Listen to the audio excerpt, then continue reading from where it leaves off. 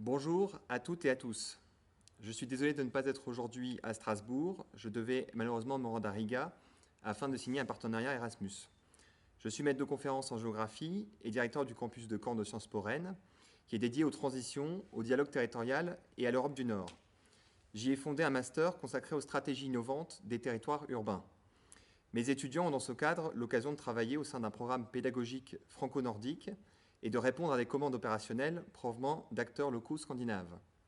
En parallèle, je travaille avec Tony Oposa et Émilie Gaillard sur la chaire Normandie pour la paix pour un recensement des initiatives innovantes à l'échelle locale dans le domaine des transitions environnementales.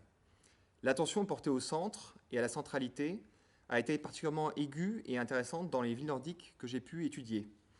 Un an après la publication du célèbre livre de Jane Jacobs, Déclin et survie des grandes villes américaines, et bien avant l'application des principes du New Urbanism dans les années 80, la rue Strøget de Copenhague, qui est créée en 1962, est devenue la première et la plus longue rue piétonne européenne. Depuis, Jan Gehl, architecte danois, égrène à travers le monde sa recherche de villes à échelle humaine. Il en a fait d'ailleurs un ouvrage, optimisant le dimensionnement, la gestion de la juste distance entre bâtiments, étudiant même la juste distance entre les personnes pour optimiser les expressions du visage, la gestion de la juste distance donc, la bonne hauteur également, pour créer des espaces urbains sûrs, animés, durables et sains. Il faut selon lui considérer l'urbanisme dans l'ordre suivant, vie, espace, immeuble et non l'inverse. L'attention portée au centre, aujourd'hui appelée retour au centre, ne s'est pas limitée dans ces villes nordiques à l'hypercentre. En effet, beaucoup se sont construites sur un modèle polynucléaire, voire polycentrique. Créer de la centralité dans tous les quartiers gagnés par la suburbanisation est un défi particulièrement stimulant qui s'applique à de nombreuses parties de la ville. Les anciens faubourgs industriels, on peut le voir évidemment à Lyon avec la presqu'île de Lyon, les quartiers phares du modernisme fonctionnaliste, qui peuvent présenter encore aujourd'hui un fort potentiel, les espaces périphériques de shopping malls et certains ensembles périurbains. Les plans de Stockholm ou de Copenhague ont aménagé, avec plus ou moins de réussite, des centralités articulées autour des stations de transport. Afin d'éviter une situation de cité-dortoir, les villes satellites de Stockholm, par exemple, reliées par le métro, ont suivi un principe qu'on appelle ABC, donc qui sont les initiales en suédois, initiales de travail, logement et centre, ce qui résumait la recherche dans ces villes satellites d'une mixité fonctionnelle. À Copenhague, le Fingerplan a orienté aussi à l'ouest de la ville l'établissement de la centralité et des densités urbaines les plus importantes en rayons radioconcentriques autour des gares de train, de banlieue, selon les principes du modèle TOD, qu'on pourrait traduire en français par développement urbain orienté par le transport. Donc il y a un principe qui a été développé par Peter Kaltorp. Les projets de construction, dont la superficie est supérieure à 1500 m², doivent donc être localisés à moins de 600 mètres d'une station de transport en commun. Plus qu'un retour à un centre unique, l'enjeu me semble donc d'être une émergence de centralités, de plusieurs centralités multifonctionnelles dans différents quartiers où elles font défaut, en les reliant par des hubs qui associeraient transport en commun, vélo, de libre-service et marchabilité.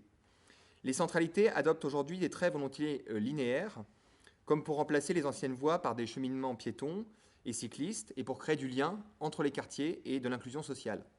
Superkillen est un parc urbain linéaire, inauguré en 2012 à Copenhague, qui a permis, en ménageant une piste cyclable qui traverse Nørrebro, de pacifier une partie du quartier.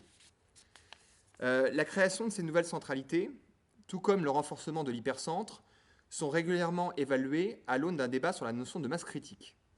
Le retour au centre est en effet né à partir d'un constat, celui de l'évasion d'une partie des populations, des habitants, des activités commerciales, industrielles et administratives, et de la vie urbaine, de manière plus générale, en périphérie. La masse critique mérite cependant d'être mieux définie, au-delà d'une démarche qui serait purement quantitative, approchant une dynamique des grands nombres. La masse critique peut également s'avérer qualitative. La question de la qualité des centres, y compris des centres-villes, me semble mériter d'être posée. Comment agir réglementairement afin d'éviter un urbanisme banal, interchangeable, pauvre, produit par certains promoteurs? Comment construire de la confiance entre acteurs, publics, privés et maîtres d'usage sur la co-conception des espaces publics pour qu'ils soient plus innovants, ingénieux, voire audacieux? Une visite de Copenhague offre un panorama très large de l'équilibre qui est recherché, dans chaque aménagement entre le ludique, la question de l'inclusion et le pragmatisme. Quand verrons-nous des serres urbaines, des maisons communes, des saunas publics urbains, co-gérés par les habitants dans nos villes françaises? Comment peut-on finalement définir la centralité? Cette situation mouvante, susceptible de s'éclipser ou d'émerger, là où on l'attend ou pas. La centralité est à la fois une densité, un nombre, on l'a vu, c'est peut-être le trop dit d'ailleurs sur la question de la centralité, mais aussi une diversité, une qualité, un nœud parmi les différents axes de transport, et ces transports qui sont multiples, une ouverture, un catalyseur de possibles urbains, mais aussi une rencontre d'acteurs et donc possiblement une stratégie. La Norvège rassemble en particulier de nombreuses initiatives visant l'activation des territoires de centre-ville. Le mot activation me semble tout à fait intéressant. Il ne s'agit pas seulement de politiques qui traitent l'espace urbain proprement dit, dans des logiques de pacification, par exemple des centres sans voiture, ou de relocalisation dans le centre de piscines, d'écoles, de centres des congrès, qui auparavant étaient en périphérie, ou bien alors des politiques qui seraient des politiques de création d'espaces publics ou de renforcement de la marchabilité. Toutes ces politiques, on les voit partout en Europe. L'enjeu est davantage de fédérer les forces, de créer des échanges, de susciter l'envie pour les acteurs qui travaillent dans ces centres, pour défendre leurs centres. Et là, la question de l'activation, c'est une question de la défense du droit au centre. À Lillesand, à l'est de Kristiansand, un manager de centre-ville, payé à moitié par la ville et à moitié par les commerçants, a été embauché avec justement cet objectif. Il a cherché, en utilisant les réseaux sociaux, Instagram, Twitter, Facebook, à créer des motifs expérientiels susceptibles de renforcer l'attractivité des rues. Mais plus intéressant, un peu plus loin, à Arendal, une petite ville là encore du sud de la Norvège, une politique de relocalisation des écoles a permis de maintenir des enfants dans le centre-ville. Ils ont une grande réflexion sur le rôle qu'ont les enfants dans l'activation et l'animation du centre-ville. Ils ont pu installer des jeux sur l'une des places publiques d'Arendal. L'initiative la plus marquante, cependant, à mon avis, était développée par Lisbeth Iversen, qui venait de Bergen, et qui a une personnalité particulièrement inspirante de la ville. Participant à un programme national lancé en 2016 dans 3 villes norvégiennes, dont Tromsø et Arendal, elle est financée à 50% par la municipalité, et elle a contribué à accentuer la coopération entre les acteurs du centre-ville afin de lutter contre la désertification et la vacance des commerces. Elle a travaillé avec les propriétaires de locaux commerciaux qui ne trouvaient pas de locataires ou pas d'acheteurs dans le cadre de la désertification du centre-ville. Au début du projet, vous aviez 30 pas de porte qui étaient déserts dans le centre historique. Aujourd'hui, Arendal n'en compte plus que 2. Alors comment elle a réussi cette opération? Elle a proposé aux propriétaires de louer l'espace à un loyer plus faible que le marché la première année et d'accepter le partage de l'occupation des lieux par plusieurs locataires. Chaque boutique est devenue ainsi une mini-pépinière d'activités commerciales et artisanales, partagée par plusieurs locataires. L'échange d'expériences, les synergies et l'innovation ont été encouragés. Ceux qui ont contribué à des activités communes, voire qui ont mutualisé des ventes ou des activités, ont endossé une charge mensuelle moins élevée que ceux qui ont abordé leurs activités de manière plus segmentée ou plus classique.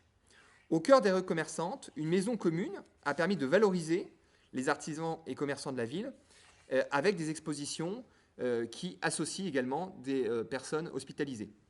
Lisbeth a aussi mené des politiques juridiques afin que certains commerces qui n'étaient pas programmés pour être des lieux de production le deviennent. Je pense par exemple à un commerce qui a permis de cultiver des salades dans une arrière-boutique. Elle a sensibilisé les propriétaires pour qu'ils ne vendent pas leurs locaux à des banques ou à des grandes enseignes. Les commerçants aidés et les propriétaires ont également contribué à une cagnotte commune permettant l'amélioration du mobilier urbain et la création d'une atmosphère sur les places de la ville autour des commerces, étant entendu que cette atmosphère peut renforcer évidemment l'attractivité de leur commerce. La participation de plusieurs acteurs dans le programme a permis aussi le financement d'une petite maison communautaire urbaine en bois, installée sur la place centrale de la ville, qui peut être réservée en ligne et qui permet d'offrir un espace de coworking, de réunion ou d'échange au cœur même de la cité.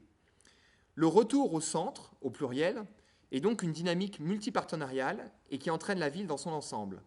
Il ne sera pas possible sans une redéfinition, aux besoins critiques, de la centralité, de la masse critique et de la polarisation.